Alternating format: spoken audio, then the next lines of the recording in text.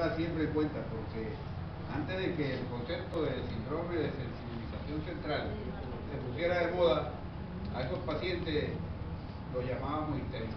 Así es. Sí. El gaseoso. Y posteriormente nos diagnosticamos con trastornos somatomorfos. Y actualmente con el DSM-5 como trastorno por síntomas somáticos, algo muy vago e inespecífico, pero corresponden a casos de sensibilización central en el que siempre en la representación cerebral se instala una especie de megáfono que replica el dolor. Así es. Sí, pero lo interesante, y es la práctica clínica que creo que compartimos con Hugo, es que en esos pacientes nosotros encontramos áreas de tensión miofascial. Así es. Y liberamos las áreas de tensión miofascial y la desensibilización central desaparece. He tenido casos de contracturas de densitometría complejas, casos de dolor crónico de muchas características, y simplemente logrando liberar la tensión miofascial, libera el tejido. Aquí me gustaría mostrar un modelo antes, ¿sí? Porque hay una diferencia importante. ¿Puedes colocar la del punto gatillo? No, está bien, dejémoslo así. ¿Saben qué es un punto gatillo y la definición del punto gatillo? ¿Cómo se consigue? Sí, por favor. Venga, mi doctor, por favor. Sí, venga. Sí. ¿Por qué razón? ¿O cuál es la diferencia entre dolor irradiado y dolor referido? Eso me parece muy importante para diferenciar eso. Dolor irradiado, dolor referido. Orlando, ayúdanos, a ver, ¿quién quiere ayudar? Dolor irradiado, dolor referido. ¿Cuál es la diferencia fundamental? Exactamente, por las áreas, por las zonas de G, ¿cierto? Yo tengo unos dermatomas y ese dolor se va y característico sigue un trayecto neural característico. Eso es dolor irradiado. ¿Y cuál es el dolor referido? Por el miotoma. Porque puede ser contralateral, que me duele el hombro, que me duele el otro. Sí, como el caso de los que conocen el caso de la penaural. ¿Cómo es posible que una infiltración en la tibia desaparezca un dolor del hombro contralateral? ¿No? En el dolor del punto gatillo, que es el que normalmente produce el dolor referido, el origen del dolor está aquí. Normalmente puede estar asintomático o levemente sintomático y generar un dolor en un área completamente diferente al del hematoma correspondiente. Y esa característica es fundamental. Sí. Exactamente, ¿no? Es muy común que muchas personas tengan dolores en los hombros, dolor interescapular, y lo que tienen es colecistitis crónica y no se han dado cuenta, es el primer síntoma. ¿Sí? Y nos pasa mucho. Esta mañana vimos un caso muy particular, que es el caso del punto de Vogler. Dolor, punto gatillo, sobre la costilla, que da con la línea mamilar, y es típico punto gatillo de gastritis, ¿no? O de duodenitis, pero normalmente más de gastritis que de duodenitis.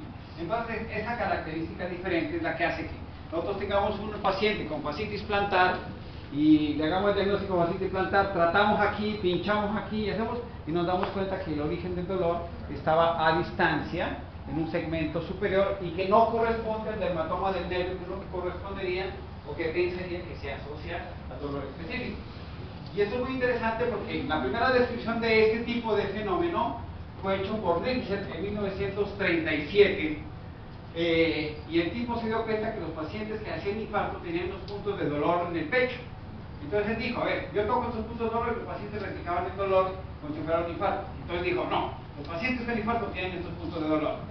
Pero hicieron el caso control. Vamos a ver si hay otros pacientes que tengan estos puntos de dolor que no tengan infarto.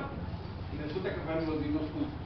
Conclusión, el dolor del corazón no existe, pero existen unos dolores por fuera que son iguales a las personas con infarto o sin infarto. Pero empieza un movimiento interesantísimo en la ciencia, que es el concepto de Travel-Simons del dolor miofascial y de los puntos gatillo. Entonces describen precisamente zonas específicas, normalmente en ese caso, en aquella época lo describían del músculo y de la fibra muscular tensa que producía un dolor de origen referido y que está descrito en mapas, ¿no? Ustedes pueden entrar en internet y pueden ver los mapas de todos los puntos gatillos del cuerpo humano. Aquí tenemos un ejemplo de cómo un punto gatillo en el popliteo puede generar fascitis plantar. Y usted trata la fascitis plantar y eso es un espolón calcáneo, además usted le hace la radiografía y el personaje tiene además el espolón, entonces usted le inyecta esteroides y no se va a dolor. Porque el origen del dolor no estaba allí, sino que estaba aquí. Además, bueno, ahí en la fotografía incluso está mal puesto, porque no es tan posterior, es un poquito más lateral. Pero la única forma de llegar a ese punto de diagnóstico es tocando al paciente y buscando el punto de tensión de dolor. Pues ustedes lo vieron esta mañana, como yo llegué con Junior y con quién fue más, me vieron hacerlo esta mañana, muchas personas, ¿no? Y esa es la forma que hay que hacer, hay que tocar, buscar. Y normalmente el punto gatillo puede tener tres formas. Un punto gatillo clásico, que es yo toco y me genera el dolor inmediatamente, ¿no? Ese es el típico, la mejor expresión. Hay otro punto gatillo que es silente, usted lo toca y no pasa nada, pero cuando usted le mete la aguja, ahí es donde ocurre la cosa. Y número 3, hay puntos que son sensibles y también lo vimos esta mañana, son los puntos gatillo. Perdón, no los puntos gatillo, sino los puntos de acupuntura que también son sensibles, son puntos de dolor, ¿cierto? Como intestino grueso cuarto, que duele, ¿no? En cualquier persona, si se haga grandote, cuanto más grandote, más le duele. Todos son huecos, ¿se acuerdan de esta mañana? ¿Sí? Entonces hay que diferenciar estos dolores. Hay que diferenciar puntos sensibles de dolor, de punto gatillo silente y de punto gatillo clásico. Son tres formas de expresión de este dolor miofascial. Ahora, ¿por qué? Porque, venga mi doctor otra vez, creo que quería explicar, ¿por qué si yo, qué me explicaría que haya tanto dolor referido? ¿Qué me explicaría? ¿Por qué si el punto de arruga está aquí, que es más o menos lo que podría ser un dolor miofascial, por qué la arruga está aquí, por qué le duele aquí en el ombligo? No corresponde al dermatoma. Exactamente, ¿qué pasó? ¿Y qué pasaría con la fascia? Y como la fascia también jala nervios, jala los nervios de otros dermatomas. Es muy simple, es un efecto mecánico. Cuando yo libero la arruguita y la quito, el dolor de acá desaparece. Es muy simple, porque simplemente la tensión sobre los nervios, la tensión mecánica de los nervios disminuye y eso disminuye el dolor referido. Y ese es el principio básico mecánico de la función. Es el mismo principio del fenómeno de segundos que ocurría con la cicatriz de terapia neural que se infiltraba. Entonces tengo una cicatriz acá, produciendo una disfunción visceral. ¿Cómo no va a producir disfunción visceral si está jalando todas las vísceras?